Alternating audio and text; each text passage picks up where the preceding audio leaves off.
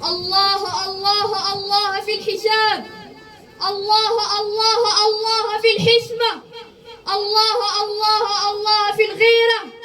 احذروا وحذروا من دعاة الحرية. يقول الله تعالى: أعوذ بالله من الشيطان الرجيم. يا أيها النبي قل لأزواجك وبناتك ونساء المؤمنين يدنين عليهن من جلابيبهن ذلك أدنى أن يعرفن فلا يؤذين وكان الله غفورا رحيما. لئن لم ينته المنافقون والذين في قلوبهم مرض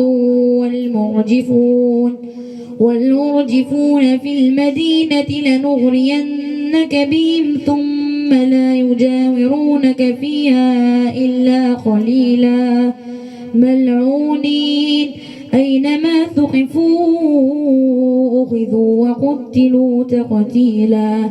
سنة الله في الذين خلوا من قبل ولن تجد لسنة الله تبديلا.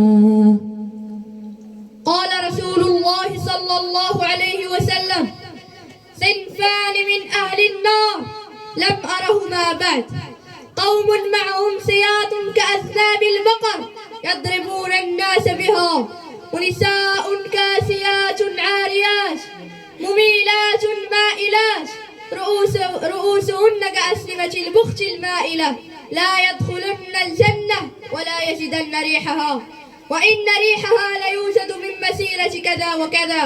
وقال رسول الله صلى الله عليه وسلم: سيكون في آخر أمتي رجال يركبون على سروج كأشباه الرحال ينزلون على أبواب المسجد، نساؤهم كاسيات عاريات على رؤوسهن كأسنمة البخت العجاف.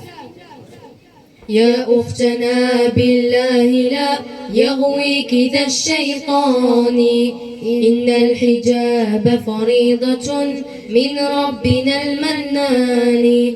إنا سمعنا أختنا قولا عجاب، قالوا كلاما لا يسر عن الحجاب، قالوا ظلاما حالكا بين الثياب، قالوا خياما علقت فوق الرقاب، النار مثوى الظالمين لهم عقاب، والله يكشف ظلمهم يوم الحساب، والجنة المأوى ويا حسن المآب.